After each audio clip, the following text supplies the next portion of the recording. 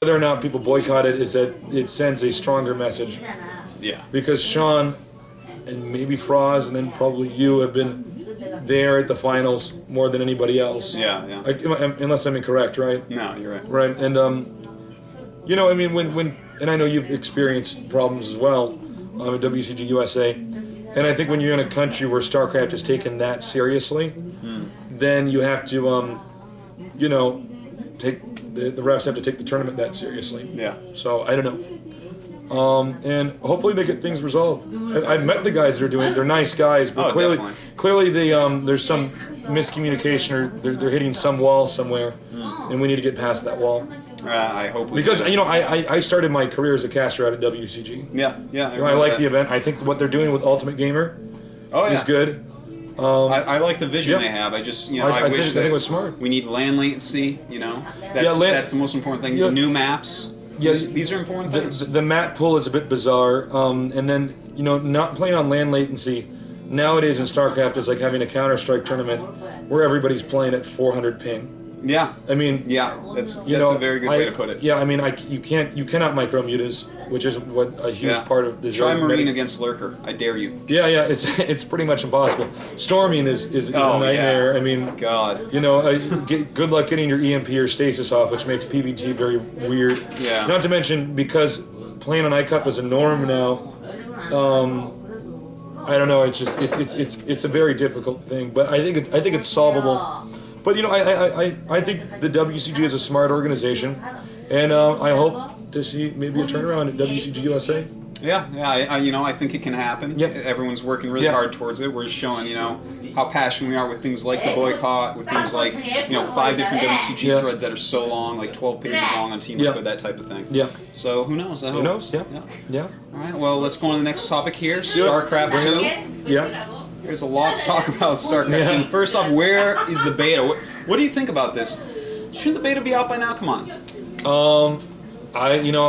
I'm sure they have to be very careful about when they release the beta. Yeah. I actually thought I was going to be out already. I did too. I thought for sure the spring this year. Every time I saw you, we were like, "Hey, a second." Yeah. Come out. Getting really excited. Maybe ahead of ourselves a little bit.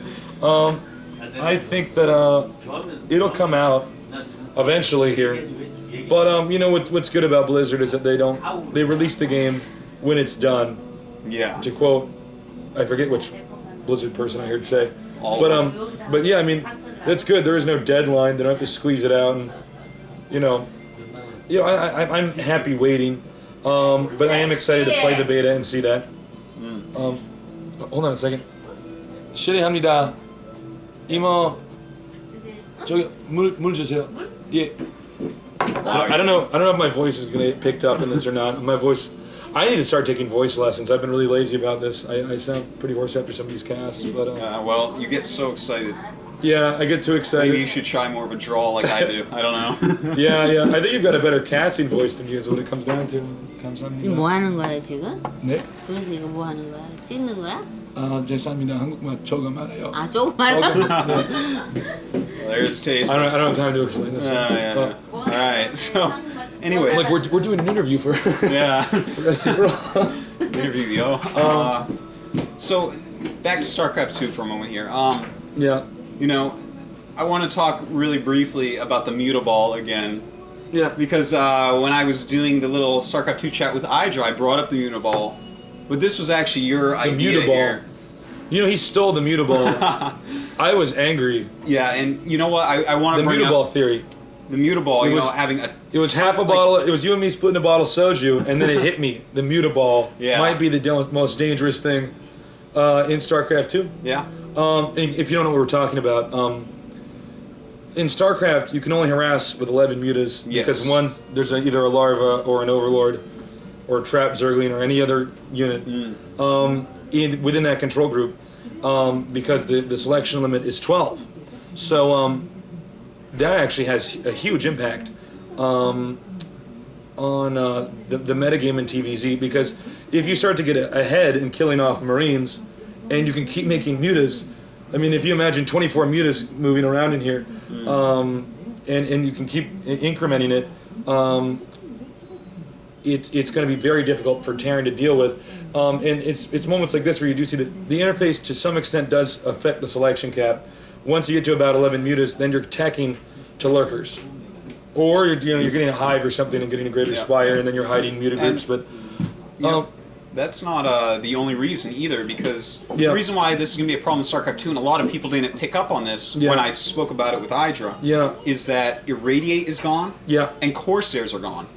So those are the two things that made clumping mutas dangerous at times. You throw an Irradiate in the middle of that muta clump, because people were saying, oh, why don't you just use 3 groups in StarCraft? It's almost like a muta ball. No. Because they're going to get irradiated, because there's going to be, +1 Corsairs ripping them apart. And the fact that these awesome anti-muta things are there, and then they aren't in StarCraft 2, that makes it, twice as dangerous, at least. Yeah, I think so.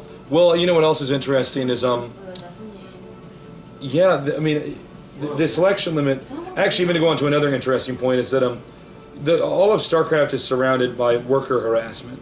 That's just it's kind of like what the game ultimately comes out to is strongly. Did you get in there and kill off all of his workers, or did you stop him from getting an expansion? But when you Reaver drop or Storm drop somebody, you can only select 12 drones at a time, which means you have to be spot on with noticing when a shuttle or an overlord full of lurkers comes into your base. And what I noticed. And I remember joking to you about this when we were playing at BlizzCon. We weren't really playing against each other, we were more just messing around, looking at the interface. But you can, once you see something coming in your base, you just grab all your workers and move out. Yeah. And it's no problem. I thought that might be how is that going to impact the game? Having such a big selection cap in Warcraft 3, it's quite different because you never have a lot of units. You have about as many units as an early mid-game PvP. Yeah. And you got like a shuttle and 2 Reavers, that's like your hero, or heroes, and then you have these Dragoons. I mean, obviously there's more of a variety of units than that in Warcraft 3, but I was wondering if maybe Blizzard should have limits on what types of units you can select. Like, I think you should not be able to select more than 12 mutas or 12 workers, but you should be able to select like 36 lings or 24 Zerglings. Like, I've actually only been playing Zerg for the past 2 months. Just because, the game's coming out, so, the StarCraft 2's coming out so soon. I just want to learn more about the other races. Yeah. And I was thinking, I noticed, I was like, gosh, my hotkeys fill up almost immediately. Very, very quickly, depending on my build. That seems a bit strange. Same thing with TVZ, for instance. Like, I think in TVP or for the Terran and a Protoss, when they're fighting against each other, I think there's an even amount of hotkey usage. Yeah, right around. I think it's pretty even. Yeah. But like in a TVZ and a ZBT, I think those armies can be so tricky to control. Yes. Because when you think about how quickly both of those armies can die, I mean, it's exciting, but maybe you should give a little bit more selection cap to that. But then with worker harassment, part of what's exciting about seeing a Reaver drop or a Storm drop is, can he get all, 30 workers out of there in time? Yeah. And, Koreans have actually developed ways to counteract this. Yeah. Exactly what you're saying, because it's just so powerful.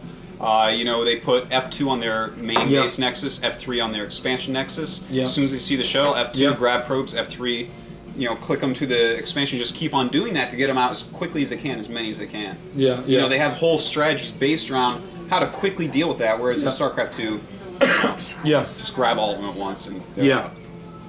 Yeah, exactly. So I don't know, and I mean,